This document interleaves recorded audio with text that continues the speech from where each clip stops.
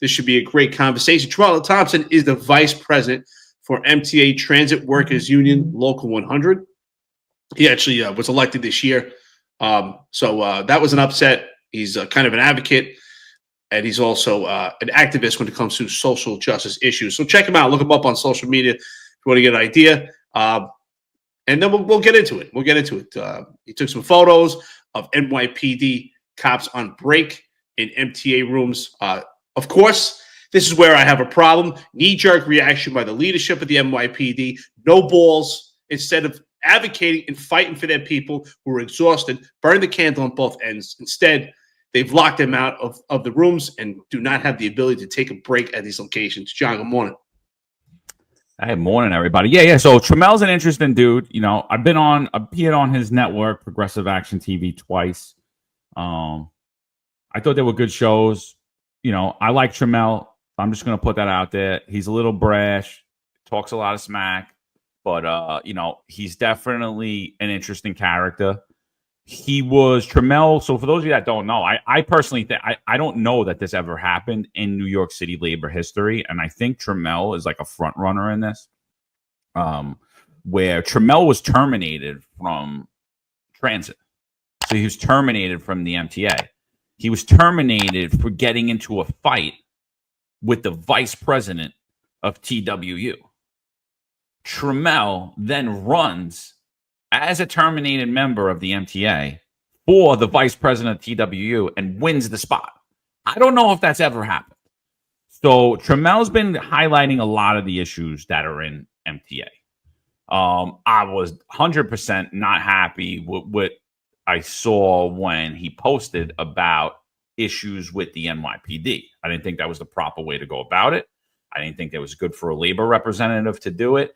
And after we had posted about it and responded to him, you know, we had received numerous messages, dozens and dozens of messages from MTA workers and NYPD cops and MTA cops, like, yo, this is crazy. You know, the job just put it off limits. They said we can no longer go in MTA break rooms. So I'm going to bring up to the screen real quick Tramell's video. I'm not going to show the photos of the cops, but basically what it was is he had cops. He had posted a video showing cops in break rooms. There was music to it, and that's really the reason I'm not going to show the whole thing. It's because it'll just shut us down. The other reason is they're old photos. They're unnecessary. And, you know, like our take originally was, cops, like everyone else, are entitled to a break, right? You're entitled to a break. You are. Like, that's it. So, you know, can MTA workers close their eyes on a break? Technically, no. Can NYPD officers close their eyes on a break? Technically, no. But I'm sitting there and I'm saying, is that legitimate? Like, someone could tell you whether you can't close your eyes for a minute, meditate, take a rest, think about something. I, throughout the day, meditate often. I go to a park. I sit in the sun for about 10 minutes. I keep my eyes closed. That's my form of rest. Is like, if NYPD workers, MTA workers aren't entitled to that. So Tramell's going to come on here. He's going to talk about this, but the department had a knee-jerk reaction to that. So, Marlon, I'm just going to play the video before you go. This was the opening to Tramell's video. It goes on to, again, show cops who appear to be sleeping in MTA transit facilities, but again, while they were on break. Hey, what's going on, y'all? So check it out. Look, nobody don't want to talk about this right here. But why is NYPD sleeping in our break rooms when they supposed to be out there showing themselves to deter crime and be there for the people? If you don't believe me, check it out. So, Mom, what'd you think when you saw that video? Well, you know, politicians and like political figures in the city always have a habit of using individual incidents as individual incidents and anecdotal evidence as like proof that there's a systematic problem, you know, without ever pointing out the underlying problems that lead to those individual incidents, you know. And a lot of times those underlying problems come from above, the 1PP and supervision. And this is another example. He claims there's a problem with cops sleeping in the break room, shows 1 or 2 pictures, and okay, what problem have you solved right there? Have we gotten to why cops are sleeping in the break room? Have we spoken about like all the amount of hours that cops are working in transit right now that causes them to be so tired that they knock out during a break in those break rooms? So there are 2 questions that I want to ask him when he gets on, and it's basically what's his goal here, and if his goal was obviously protecting the MTA and MTA workers, then has he, what he's done hasn't accomplished that? Has he asked 1PP for more cops? Has he spoken to the unions about the issue? I honestly want to know what was his goal here. That's outstanding what you're saying here, because I believe there's 3 T's of communication, right? So if this is about public safety, and if this is about whether there's enough cops in transit actually being present and having a presence in the subway station, right? That's what he's saying here in that video, right? So he's making the inference, right? Because we haven't spoken to him yet. We don't have the complete context to this. So he's making the inference that cops are actually spending the majority of their work time in the MTA rooms rather than doing their job. So what I like to know with this context is, are the cops actually on their break? And if they're on their break, rules are made to be broken. They're exhausted. They burn the candle on both ends. If they close their eyes, where they're sleeping, close their eyes, who cares? I have a problem with the fact that they took pictures. I have a problem that you took pictures and try to post it without trying to solve this. Exactly what you're saying, Marlon. So I say there's 3 T's of communication. That is, he could have spoke to the cops, talked to the cops, find out what's going on. And what he'll realize is the cops are just so exhausted. They're taking a break. What's wrong with taking a break? And if you feel there's not enough presence, it's not with the cops that you should then tell the proper authorities who can actually fix that, which is the leadership of the NYPD and the unions. And the third is, if that doesn't go anywhere, that's when you take action. So you talk about it, you tell someone, or then you take action. And that's where I think this failed, where he skipped the first 2. He didn't talk about it. He didn't tell the unions. He didn't tell the leadership of the NYPD. He took action by putting on social media to embarrass what he thought. I don't know what he thought, what's in his head, but it's embarrassing and it's humiliation for the cops, because there's no context here. Are the cops actually on break? Are they just taking the opportunity to spend their tour in the MTA break rooms? I mean, we don't know. And that's what he left. He left an inference. And that's what's great about this platform now, is having Tramell Thompson come on this podcast, is we have an opportunity to break those barriers and have that communication to find out where his mindset was and what exactly were the cops doing. Because if they're on their break and they're closing their eyes, why are we taking pictures? That's a big problem. No, yeah, I think that's the whole point in it, right? Like, if you're at a certain particular train station and it's covered by, I don't know, Transit District 1, let's just throw it out there. So it's covered by Transit District 1, and every time that you're there are cops sleeping in the break room, right? And they're supposed to be on duty. Now, I don't know that these guys were or weren't, and I don't think, and knowing what's going on top of the, knowing what's going on in the NYPD from the knowledge that we have with all the people that we talk to every day, I mean, these guys and girls, there's transit cops, there's people flying into transit. There were people that transferred into transit. They're getting scratched. For those of you that aren't cops, that means that inspections or a form of supervision shows up to ensure that they're on post 3 or 4 times during their tour. And they're standing there for about 12 hours. In that 12 hours, they're entitled to a 1-hour meal and 2 15-minute breaks. So, I mean, if they're on their break in transit, and you got to think at 2 o'clock in the morning, Jessica Tish, you've been standing somewhere for 8, 9, 10 hours. It's the middle of the night. You're in transit in a area where there are no businesses surrounding you. There's literally nowhere for you to go to take a break. You can't leave your post and go back to your transit district. You might not even work anywhere over there. You might not even know where the transit district is.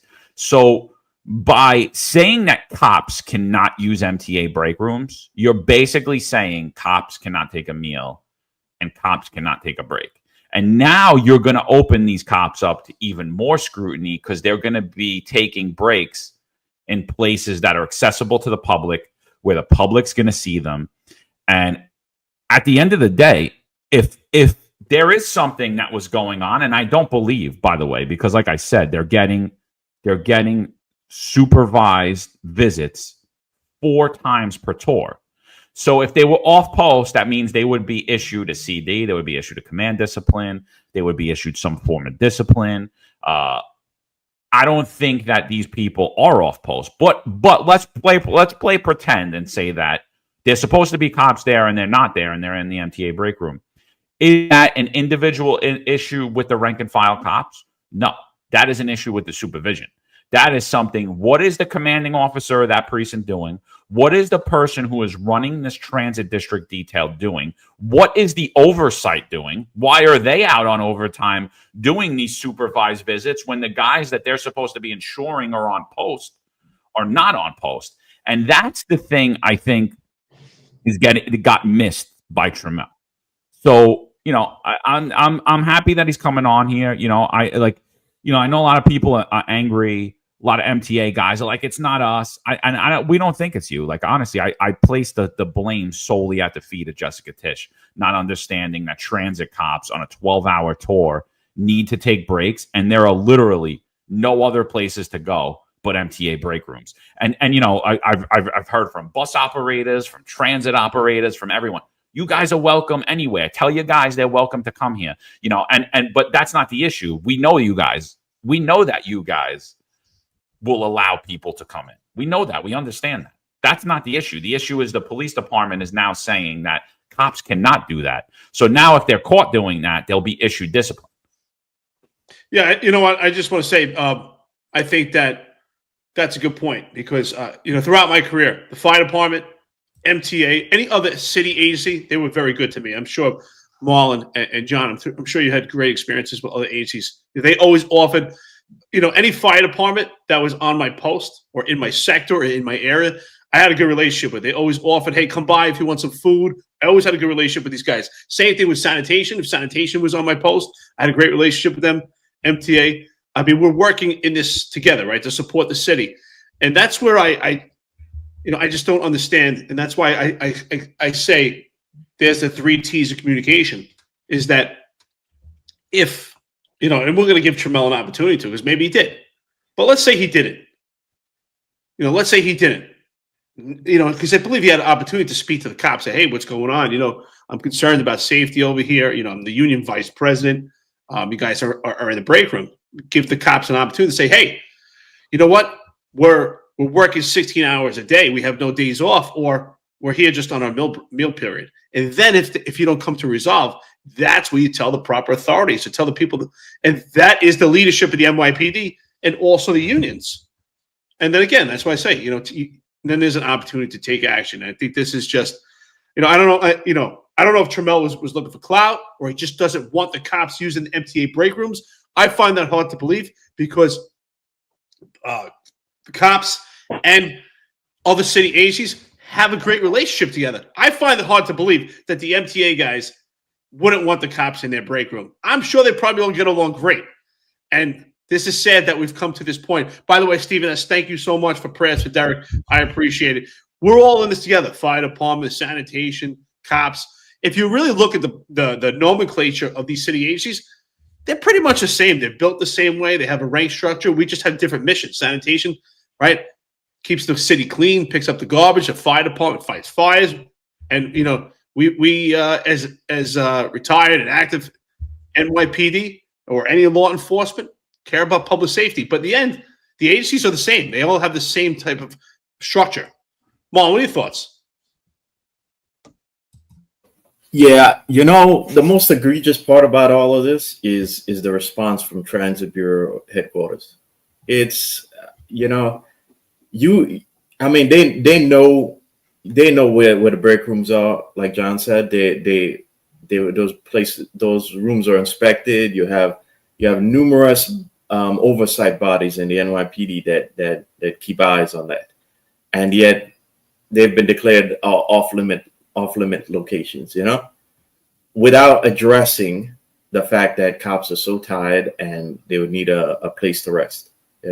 It's just it's the cowardly response of this department whenever they have a political spotlight set on the department is just unbelievable.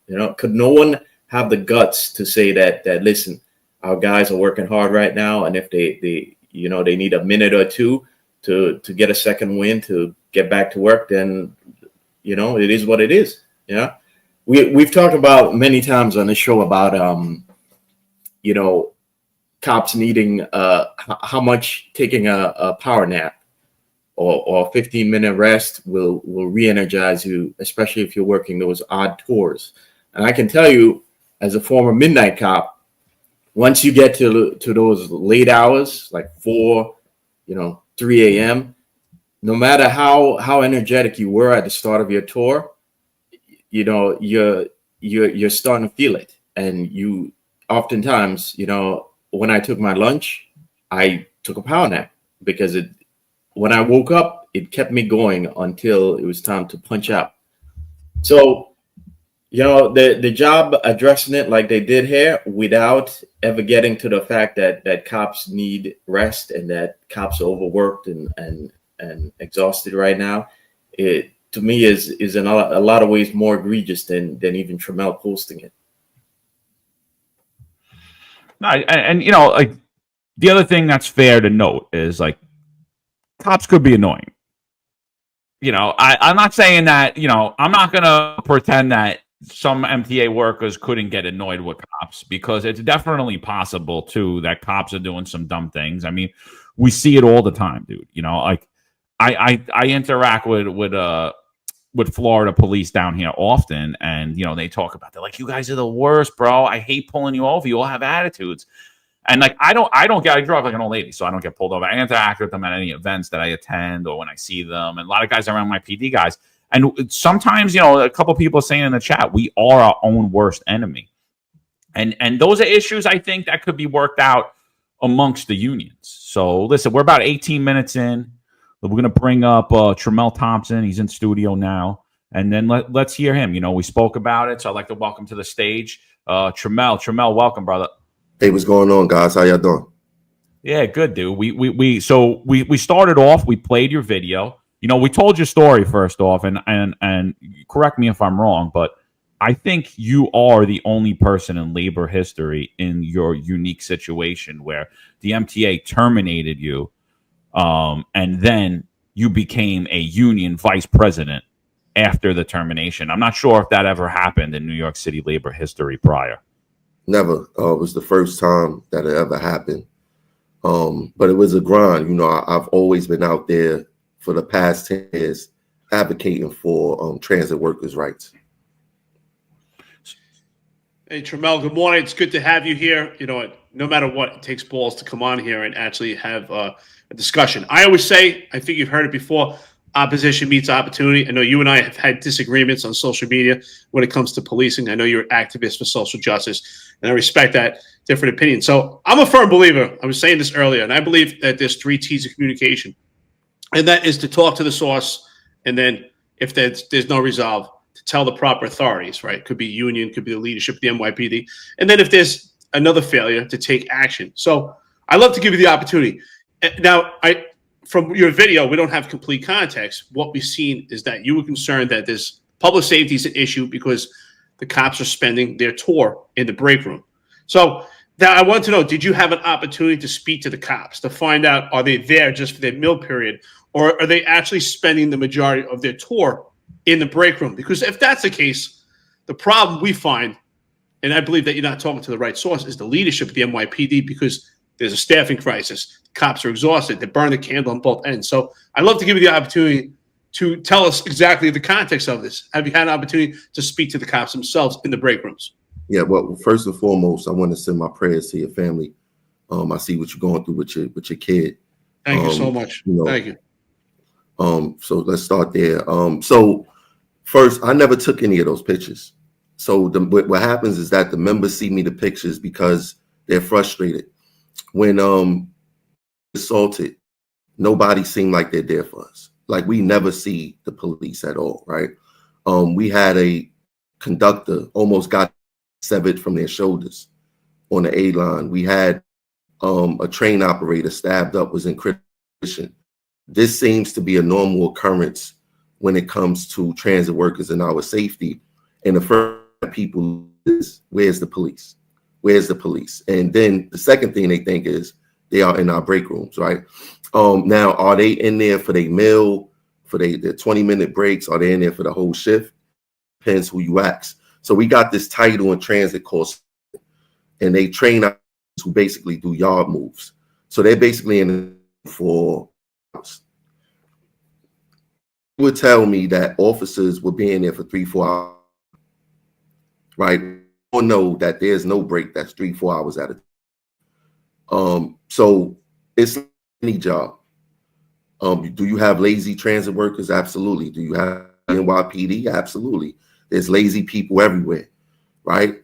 And sometimes those lazy people, those people who like to shirk their duties, they make it hard for every one of us because then it paints a bad on everyone.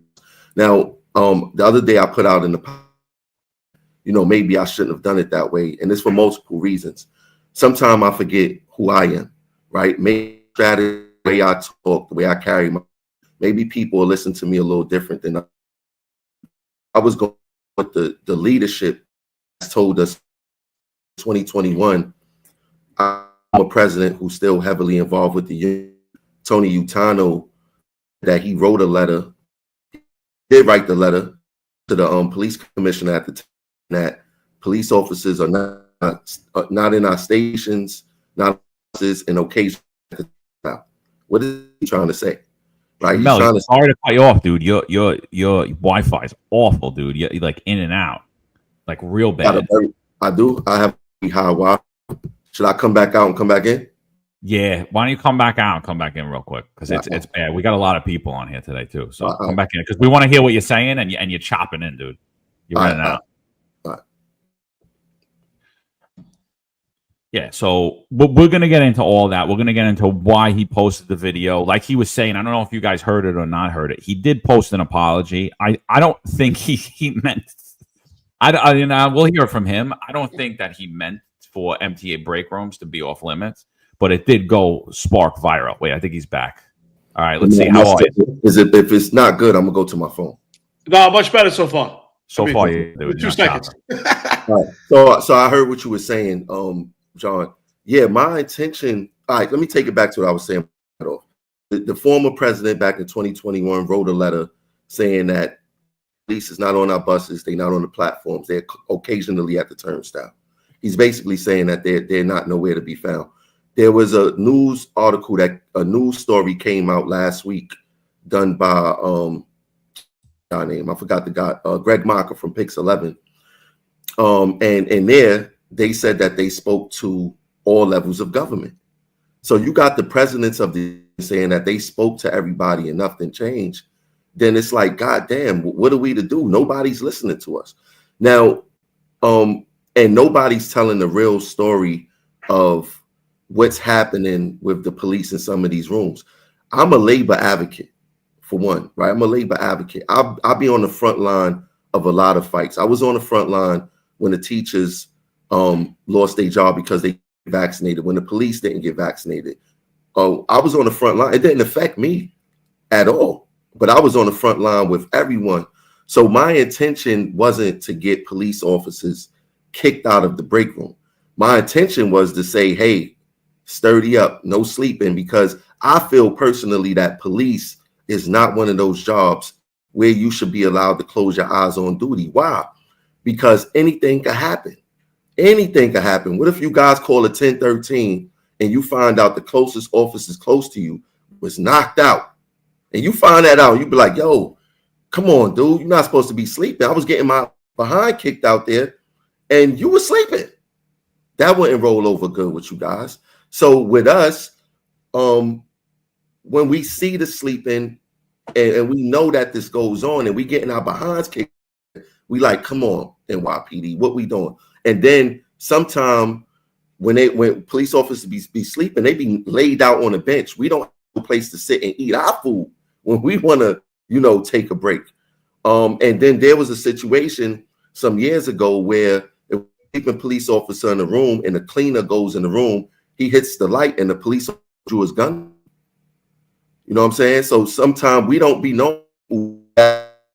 Some police served in the military. I think your Wi-Fi is getting. What you're saying is great. We want to hear it, but your Wi-Fi is going. Maybe let me get on my phone. Yeah, okay, yeah. Awesome. Appreciate it. At least it's not my stalling, but I think at this point, which is great about these conversations that we have, is to get into his head, where he sees it at, right? So, some interesting to peel back what he's saying here. So he's saying that the cops are taking up a majority of the MTA break room. So to me, maybe there were some complaints from the actual transit workers. That's what it leads me to believe. We'll hear more.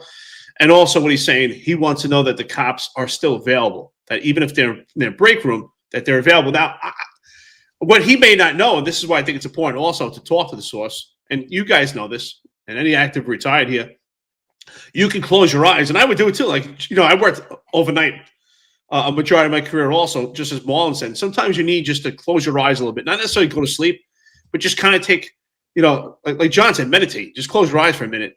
And even then, you can still hear the radio, and you're still aware. It's one of those skills that you learn as a cop. But Tramell, I like to keep giving the floor. Just kind of break down, summarize some of the stuff he's saying here. I heard what you said there. Now, when I get off the show, because those pictures that was posted, to be honest, I've been posting them for the past 3-4 years.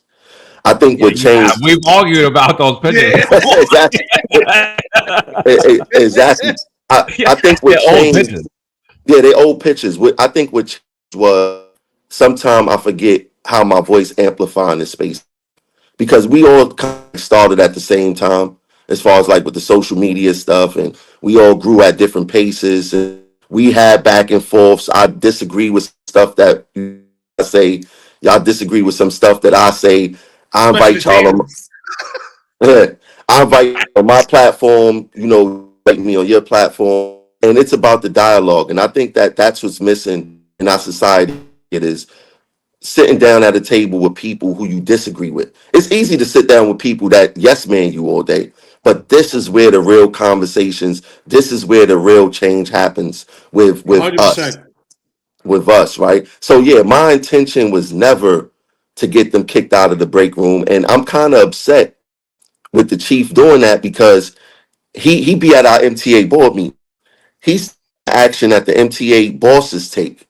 Like, dude, all this big stick management and this knee-jerk reaction. No, let's have the conversation. Like, I really wanted to have the conversation. We frustrated. The other day I was in the hospital for 3-4 hours because a that got punched in the face because a dude stole her keys. And when the video, she called me personally. It was like, yo, bro, I'm glad you did that, because nobody's telling the story of what's happening, what's really happening down here.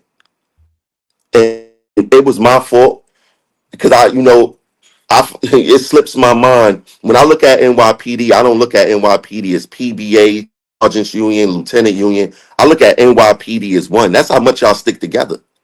So if I had a chance to do it over, I would have reached the PBA guy. Not like I don't know 100 police officers in different ranks.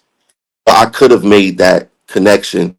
But now it seems as if my union president and the PBA president are to have a conversation about the safety of both police officers and that there needs to be a joint effort with getting staffing levels up at NYPD. Like you said, burning the candle from both ends.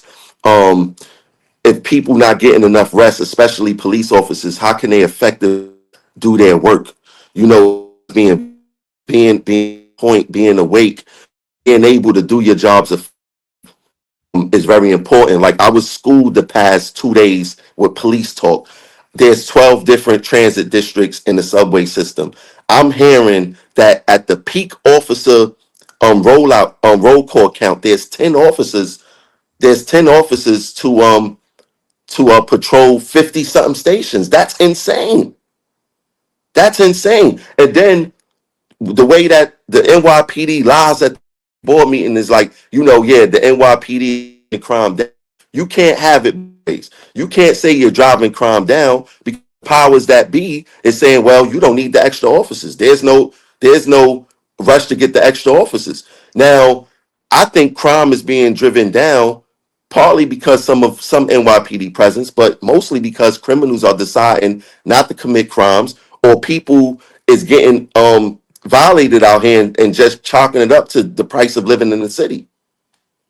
Right? So you can't say that, we're driving crime, because they're going to be like, well, you don't need no extra officers. You doing all this making % work. You don't need that. No, we need the extra officers. Guys are not safe. I remember years ago when put you guys on single, one of the first people spoke out against that. MTA Break and on my platform. So I mean, it was my fault the way that I did it. I should have came to the DA, but at the same time, we're frustrated as workers, and I did what I normally did. I trust me, I got a whole bunch of new photos. I go out there. I wish we could get. This is such a great conversation, and your Wi-Fi on your phone is terrible today. It's sad because we got a great conversation here. We're really trying to hold on to what you're saying because you're saying some great stuff here. Anything you see on your end that we can make it better? Am I back? You're back. Yeah, it's really choppy. It's choppy, dude. Yeah. But I mean, listen. I think at the end of the day, like, we're glad you're here. I mean, because I think the whole thing is getting squashed out of hand. That this is MTA beef with NYPD, and the NYPD is gonna bang out all the MTA guys. And I'm sitting there and I'm going, I know how many friends I got that were transit workers, MTA workers, bus drivers, train operators, work on transit. I'm not going to, we have family that work in transit with you. Well, that directly with you. And I'm like, this ain't a war. I'm like, listen, I thought the video was uncalled for. I thought it was dumb. But I'm like, I'm not sitting there blaming Tramell because the break rooms are off limits. I'm saying this is a knee-jerk reaction from the NYPD leadership. And at the same time, Tramell, I totally agree with you when you're talking about your workers getting violated in transit and being assaulted. And not only your workers, the passengers too, the people that you guys serve as well. So, and we've been watching us being lied to. Oh, transit covered, transit safe. And you literally have a union president for transit telling you that his own workers do not feel safe in transit. So how the hell does anybody? How do tourists feel safe? The crime is down in transit narrative. Like, what do you think about that, Tramell? And do you think that resources by the NYPD are being properly deployed throughout transit? That's one of my biggest complaints is the deployment of the NYPD. I don't think the NYPD is deploying their resources properly. The crime isn't down because and then this is the sleight of hand when we talk about crime. A crime don't have to be committed for someone to feel unsafe. You can have an EDP on a train talking to themselves and you like, oh my God, let me get off this train with them before something happens. No crime was committed, but they still feel unsafe, right? And then when you had a commanding officer from the 20th subway district fudging the numbers, how can we go off of the numbers if the numbers is being messed with? Right? How can we do that? We can't do any of that. So yeah, I think the numbers, we all being lied to, we all being gaslit. The MTA are the puppet masters in all of this, and it's all about ridership and money for them. That's all it's about. If you say that it's unsafe, less people is going to ride. If you say that it's safe, everybody's going to come on. Right? And it's coming at NYPD expense and it's coming at transit workers expense. So now we all know who the common enemy is. Now, who besides me on NYPD side is going to start telling the truth about what's really happening? Yeah. Yeah, I echo John and Eric and thanking you for coming on, Tramell. We all have family in MTA, and me in particular, like half my family work in MTA. So we appreciate your advocacy for their safety as well. And we also appreciate like an outsider now being at the forefront of another city union, because like we always say, those of us who've been pushed aside need to get in there if we can, and see if we could guide the city back to order. But I think I agree with John. The way you went about this was wrong. I think your fight is really our fight. We have the same problems with the way the city's going and with the NYPD, and that's the fact that there aren't enough cops, right? There's not enough cops for above ground. There's not enough cops for below ground. There's not enough cops for housing. The city is short of cops, and a lot of the problems you're seeing right now are because of that. And a lot of the antics that are happening from 1PP with all this tech and all that nonsense is to obfuscate that. So I think that your post might have been in a little bit of not understanding the situation, but I hope that at least going forward that you can help in advocating for more cops, because ultimately if there isn't enough cops there, it doesn't matter if there are cops sleeping in your break room or not. If there is not enough cops there, more MTA workers are going to continue getting hurt in the subway. I agree. And the city, nobody in the city wants to talk about that. The fact that all of us are on this podcast, the mere fact of that is because the city is saying that basically we're going to do everything but actually get cops back on the street, because we could all easily have been, me in particular, I could have easily be walking a transit post right now, and John could have been the supervisor there right now. But the city is saying they don't want us, and they're trying to hide the fact that they're short of cops. So I tell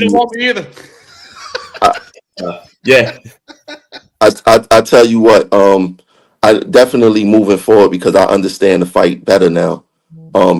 NYPD has an advocate in me of getting more police out there, especially in the subways, because none of us are safe. None of us are safe. And then when we think about the COVID fight, how many officers retired or was fired because they refused to put their body first? I thought this was a state of my body, my choice. A lot of police officers left because of that, was forced out, retired and before their time and things of that nature. So you're right. A lot of our fights intersect, especially when it comes to safety, when it comes to serving the city. And I didn't calibrate what I did, because like I said, I was doing this for the past 3-4 years. I got into arguments with you guys before over this, and I didn't realize how much my voice amplifies in this space now. And I got, not only with NYPD stuff, but I got to think about what I say moving forward, because a lot of people are listening. A lot of people are listening now. So that's basically what it is. Now, I'm a firm believer. I'm a firm believer we can't turn back the clock, right? That's why I believe we could turn something bad into something good. Now, do I like your approach? Absolutely not, because I know how the NYPD works. But at the same time, I don't blame you, because you don't work for the NYPD. Your job is to advocate for MTA. So I don't blame you. But we're upset because we know how the NYPD responds. But what it does show, that's why I say we could turn something bad into something good. It shows the failure of the leadership of the NYPD, because they always put a Band-Aid. This is one of the few organizations, if you're a man in the NYPD and you have a wife, or if you're a woman and you have a husband, this is the one organization. If you worked, let's say, American Express, you worked in some building, some corporate office, and your significant other walked in and complained about you, they would throw you out and say, ma'am or sir, this is not the time. We have a workplace, and they would throw you out. In the NYPD, if your significant other walked into your precinct to complain about the cop, they throw the cop out. So that's the knee-jerk reaction by the leadership. So I'm not upset with you, right? Because your job is to advocate for them. But that's why I would hope with those 3 T's communication that we could get somewhere. But it shows the leadership is a failure. And it also shows, here you are, You're the vice president for the Transit Workers Local 100, and you're advocating for people saying it's not a safe place, while the NYPD is gaslighting the public, tell them it's a safe condition down there, and we have real people. So it's this action that has led to this conversation, which may actually have some real impact towards some change, towards actually telling the truth what's going on. So I'm not mad at you. This gives us an opportunity to move forward. That's why I say opposition meets opportunity. This is the opportunity to make real change. But at the same token, I hope that I hope that you can have a conversation with the union and say, hey, listen, what do we do? These cops are exhausted, to make it better. And at the same token, where it's a place where the MTA doesn't feel that the police have overtaken their break rooms as well. I get that. They shouldn't overstep their welcome either. And you had said this, I have to your credit. I heard you say it. I don't know if it was on a podcast or something, that you understand that the cops have nowhere to go. And then if they were to go back to their precinct, it's just too much time elapsed. I did hear you say that. So I appreciate that. So, but going forward, would you have some type of compromise so that the cops can utilize the break room so that they can get their breaks? Because I know that you did fight for transit workers to get their 3:30-minute meals that they were taken away from them because they didn't, according to what I read, that transit didn't have enough people to work the station booths and they were not getting their meals. And that's really what's happened with the NYPD. Once again, I never wanted them kicked out of the break room. I never said that at all. I just wanted the sleeping to be addressed. And if it's up to me, absolutely, because some officers, we go in there, we talk to them, they fun, we have jokes, we humans, right? That's our time for all of us to let our hair down and just, kick it as one. Hey, how your day going? How your day going? But then you got some officers that want to be rude, that want to impose their will on workers because they are police officers, right? And it creates that type of friction. And like, we had police officers write transit workers up, not go to the union, went straight to the MTA bosses with the NYPD letterhead and got transit workers in trouble, right? So I think, and I said this before, I don't look at cops as such thing as bad cops, good cops. I look at it as good people, bad people, because good people and bad people put on every type of uniform. They put on every type of uniform. So I never wanted them kicked out the break room. If I have a chance, or if the chief, I know that these guys watch our show now, let the cops back in the break room and just calibrate no sleeping. Simple as that. Calibrate it. They gotta eat. Where the hell they go? And then they want to survey all the break rooms, and man, that wasn't my intention. I'm sorry that it came to that. But the police officers need somewhere to eat, somewhere to take their rest. I don't care. I never said give them 10 breaks. I don't care. Just don't sleep. Because that could hurt you and it could hurt me. They call it 10-13. Your officer was sleeping. Y'all go be, somebody locker go be upside down. Let's be honest. How have the unions reached out at all? Tried to work this out with you guys? Have you had any contact with any of the police unions or any of the NYPD leadership? Yes, so I haven't personally, but my union president came off a vacation yesterday. He put out a statement that he spoke to the PBA president, and next week they're going to come together and join forces on the issues, the staffing, the safety, and all that other stuff. So something good came out of it. All these years, we've been working side by side with each other, and now they're having that conversation. Yeah, and would you think about, and just on another topic, would you think about people asking? Would you? I saw you. You definitely posted about it. I'm pretty sure I saw a video of you talking about it. Would you think about the Transit District 20 commanding officer being accused of fudging the crime statistics? It's hard. It's horrible, right? Because those crime statistics, the MTA rely on to gaslight all of us, right? So why are you lying about crime stats? Now, from what I've heard, you guys could correct me if I'm wrong. A lot of these commanding officers lie about crime stats to help get promotions later. Because if it looked like you running an unsafe operation, then you're not going to get promoted. But if it looked like that you're running a safe operation, you're more likely to get promoted. I don't know how true that is. I did hear that from. True. Okay. I don't think he was a lone wolf. I think we said that that's systemically going on. He just got caught. That was Yeah, and that's the problem with NYPD. They take, once you get caught, they take action. But everyone knows that this is happening. And like I said, these stats that they're making up are being used against us by saying that the system is safe when we all know it's not safe and it's all bad. And the MTA knows this. They know this. And not one time at the MTA board meeting, they had 2 MTA board meetings last month after this officer got caught lying about the crime stats. Not one MTA board member mentioned it, and neither did the NYPD liaison on the MTA board mentioned it. So what are they doing? They lying to each and every one of us. Another question from the audience here, Joey Diaz Jr. He said MTA workers are getting assaulted.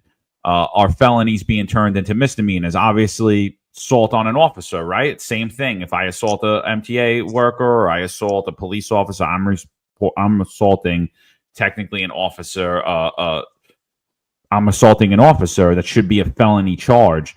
When your guys are assaulted, are the courts responding appropriately, and is the NYPD reporting it appropriately? So I'm gonna add you right with both of those two. I'm gonna add another caveat to it. Sometimes the NYPD don't even want to take the arrest, so they'll try to talk this happened just yesterday. A conductor was hit with a walker at I think Rockaway or Howard Beach in Queens, and the police officers tried to get her to not make the complaint, to say that, do you really want to do this? Talk her out of it. Like, what are we doing here? So yes, there are stories of the charges being downgraded, and we all have the issue of what the district attorneys are doing with the catch and release.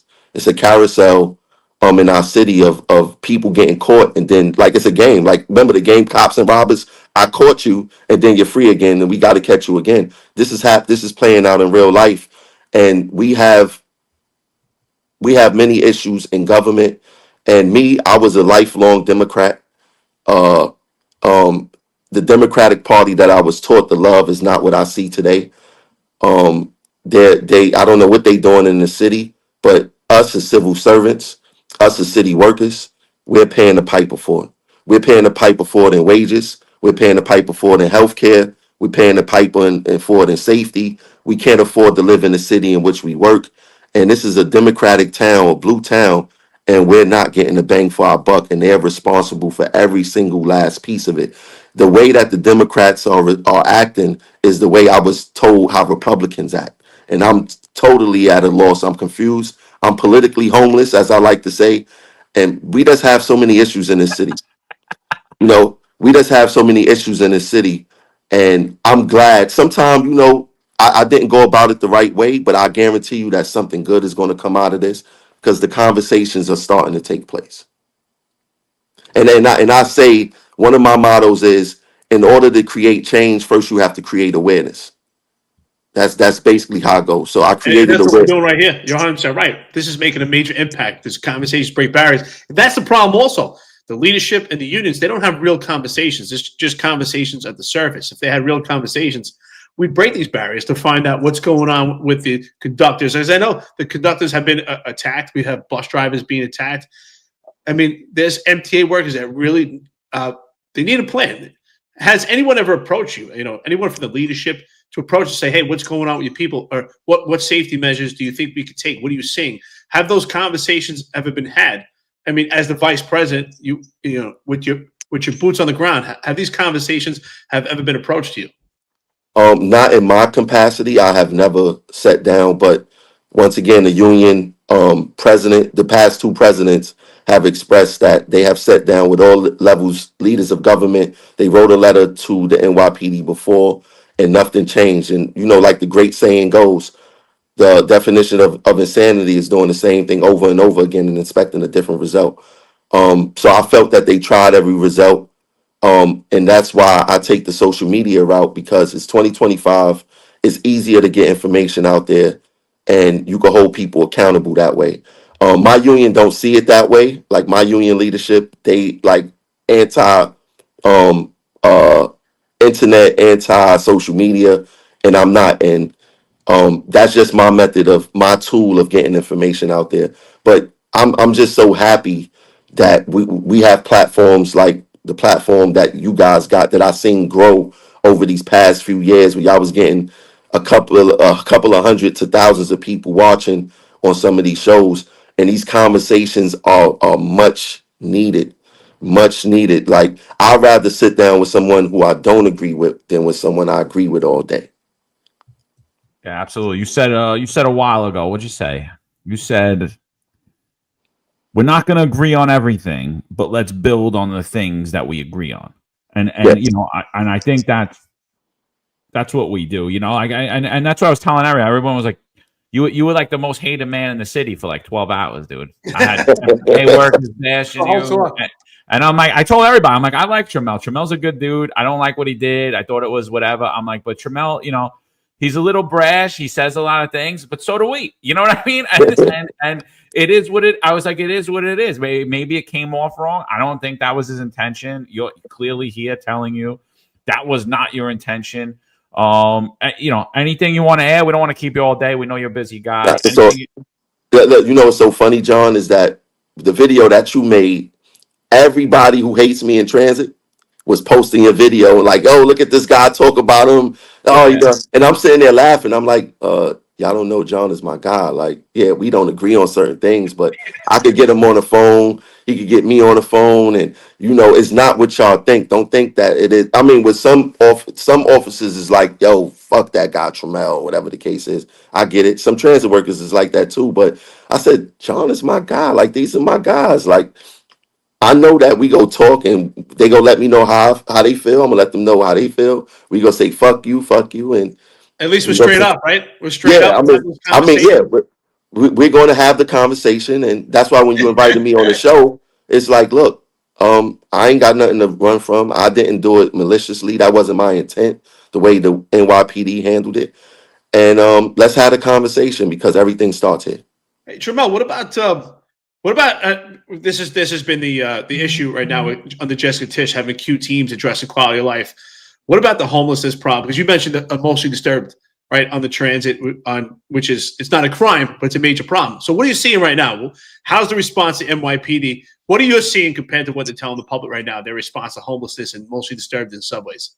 Let me tell you what actually happens, because this is why we have to have the conversation. So if me as a conductor call in on a train and say that we have an EDP or we have a homeless individual on a train, and NYPD responds to the train, they would come to the train, take the person off of that train to put them on another train for somebody else to deal with. This is the practice, right? So you know, this is just what they do. And let me tell you, there's something called Potemkin Village, where it was this guy. I think he was in England or Poland or whatever the case was, and he was trying to impress the queen when she was coming. So he put up these fake cardboard villages to make it look like his town was very nice. What happens with these MTA bosses and these NYPD bosses, they always know in advance where they're going at. So what they do is that they have these advanced teams go and clean up the homelessness, clean up the stations, make it look all pristine. So when they get there, they don't see what the average worker or passenger see, right? So I challenge Jessica Tisch, the chief of subways, all the MTA bosses, take a ride with me unannounced. Let me take you to where I want to take you at, so I can show you what's really happening. No security detail, no firearms. Feel like a regular citizen, like feel the same way that we feel. Let me lock you in the car with an EDP for 10 stops, right? This is why we need to have these conversations, because no one is going to say what I'm saying. And these issues been around for the past forever. Right? So it's all lies. Come take that ride with me, Jessica Tisch. Come take that ride with me, Jan Oliba. And I'm not talking about a casual ride. I'm talking about from point to point, terminal to terminal. Let's go on with the train that we call the Homeless Express, that you guys have never rode. I ever seen y'all ride. Let's go there. That's my point. We had the first DEP about a year ago. Ride transit with a huge security detail, asking people, hey, how do you feel here? Like, what are they going to say? Of course, like, oh, you know, things are going great. I mean, it's cleaned up. You got a whole security detail, and you put me on the spot on camera, you know, with the first deputy commissioner. It's not organic. And that's what you're saying. We need organic. We want to show you the real. And then we deal with it, because the more we keep lying to each other, nothing is going to change. Yeah. You mentioned before that, I'm just to go back on what you said, and just to know how deep our fight is, and how much it's related, right? So, in preparation for the show, I was doing a little research on the MTA, right? And I found out that Fitch, the bond rating agency, so they recently rated the MTA again last month, I believe, and they said basically that their rating of the MTA is based on the fact that the MTA plays such a vital role, the subway plays such a vital role in business and in the city, that they're giving the MTA a medium grade, because they expect whatever happens to the finances of the MTA, the state is going to go and back it up. But here's the problem, right? They also state that the MTA is dependent on like outside taxes, basically outside revenue sources like taxes and tolls, in order to stay funded. Now the issue is, if more MTA workers are getting hurt in the subway and more riders are getting hurt and harmed, that creates a stigma to taking the subway. And we already see that this city is losing a lot of people. The more people the city loses, the more ridership the MTA loses, is the more fiscal troubles that's coming for the MTA. And I'd like to say that every city worker or worker who works on behalf of the welfare of the city is a stewardship of the long-term health of the city. But also it's tied to our pensions. So what I'm saying is, if the subway gets more dangerous due to there being less of a presence of police there, it's going to, not only are MTA workers being sacrificed, but your future is being sacrificed too, because the long-term health of the MTA is going to be in jeopardy. So I'm saying this to let you know again just how deep the fight is, that just how related our fight is, and that the city needs, the MTA needs more cops on that for its long-term health, and not just the immediate health of workers, but in the long-term health of their retirement. Because if there's less people in the city, if people continue fleeing the city, and if there's a stigma that's attached to the subway as being dangerous, then there's going to be less money flowing into the ecosystem, and eventually it's going to hurt your pension, and it's most definitely going to impact the bond rating of the MTA. You just explained why they lied to us. The explanation right there is why they lied to us and say that it's safe. And we already see what they're trying to do to our pensions. They trying to pause our pensions for no reason. They listen. These people is hurting the city, and there's no accountability. What all of us is asking, what you guys are asking, what I'm asking, and others are asking, is accountability from the powers that be that control what happens to us. With the MTA, there's no accountability. You could give the MTA $1 trillion tomorrow. Yeah, you're going to get some things, and they go squander the rest. And we just need more accountability. Well, but once again, because I got to make some moves. Once again, I apologize for the way that I handled putting that video out there. Like I said, I've been doing it for years. My intention was never to get officers kicked out of the break room. I don't like the reaction that the NYPD bosses did with kicking them completely out the break room. We need more officers. More officers make sense. Everyone will feel safe. The minute I see a police officer, I'm like, great. I'm going to have a safe ride or a good ride, or whatever the case is. I'm going to have a good rider experience, right? We need more police officers. It just makes sense in our subways. And whatever fight that I can help, whichever way I can amplify my voice to make that happen, count me in as a partner, not only as a vice president of Local 100, but also as a citizen in New York City. So whichever way that I can help, make that happen. Let's do it. If we want to have further conversations like this was a brilliant idea to have me up here.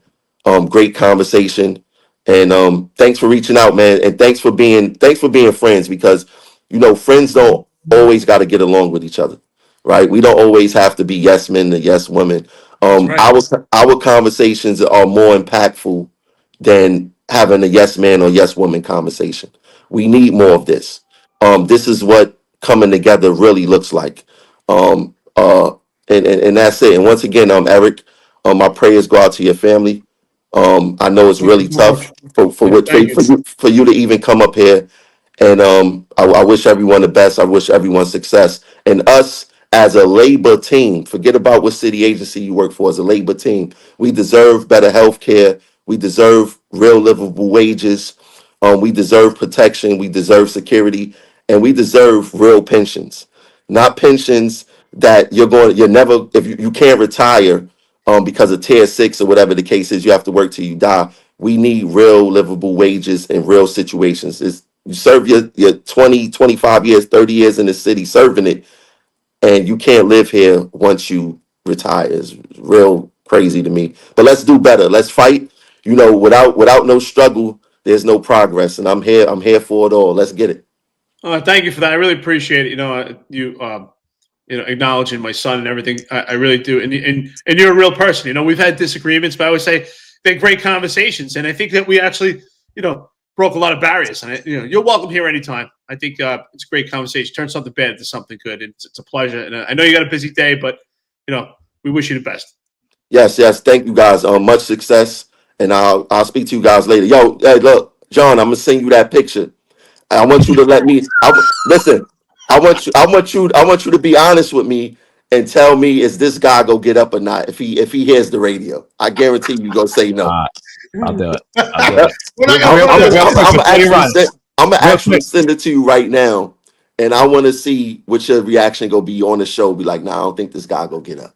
Real quick before you run, who you got for mayor right now? Anybody, or are you sitting back? I'm gonna be honest with you, man. I like Sliwa.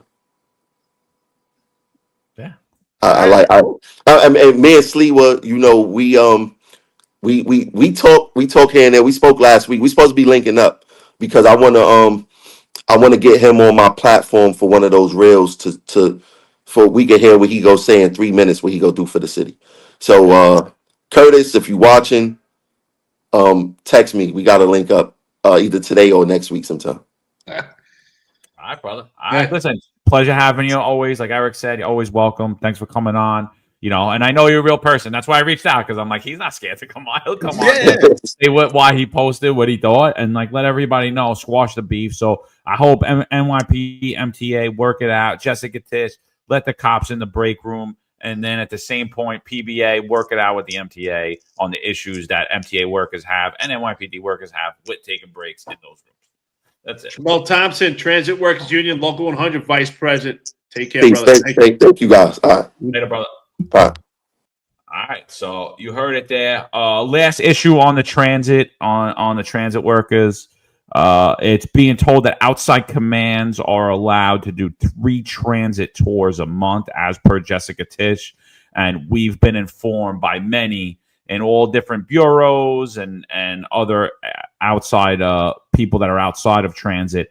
Their chiefs are not allowing them to do the 3 tours in transit, which would allow you to have more officers in transit. So Jessica, open that up as well. Make sure those chiefs are allowing the members that want to do 3 transit tours to do them. And the way to do that is those requests should be going directly to the top and circumventing the borough and bureaus. And so that's our piece of advice today. It happened this morning at the Brooklyn Bridge City Hall station. Police say a man and a victim got into an argument that quickly escalated inside the train. Zadia Maldonado explains what happened. Intense moments as a subway rider was taken away in an ambulance at the Brooklyn Bridge City Hall subway station Friday morning. It's alarming. I mean, everyone's on edge. I heard it was over a small, disagreement. Police say the 38-year-old man was stabbed in the torso by another man after an argument ensued between the pair inside a southbound 5 train, adding that it may have all started when the suspect stepped on the victim's shoes. Sources say the victim was stabbed inside the train and then again on the platform. What's going on, everyone? So look, when I talk about crime in the subways and, people getting assaulted, getting murdered, a lot of people be thinking that all of this stuff be happening on the midnight hours when everyone is asleep, the stations is desolate. No, a lot of the crimes that's happening in New York City Transit is happening while people is going to and from work. So just this morning at around 8 a.m., a man was stabbed to death at City Hall Station, right? This is the mayor's station. This is where City Hall is, his office. 8:40 a.m., a man stabbed to death, right? Not only that, he got away. How you get away with a crime in rush hour when most of the people in the city is going to work? And if you think of any station in the city that should be safe, you would think City Hall. It's the furthest from the truth. I keep telling y'all, don't be gaslit by these crime numbers and these crime stats, because it don't speak of the stories of the true fear of the people who work and ride in this system. This is a fact. And like I keep telling them, you have EDPs everywhere. A lot of these EDPs talking to themselves, banging on things. They ain't committing crimes when they do it, but it still makes people unsafe, right? But nothing makes a New Yorker feel more unsafe when you have crimes happening right below the mayor's office during rush hour. I don't know what it's going to take for it to get better, but right now it's not getting better and something needs to be done. Y'all stay safe out there. You've just watched a clip from our live episode. Click the description to watch the full episode. Like, share, and subscribe for more videos just like this.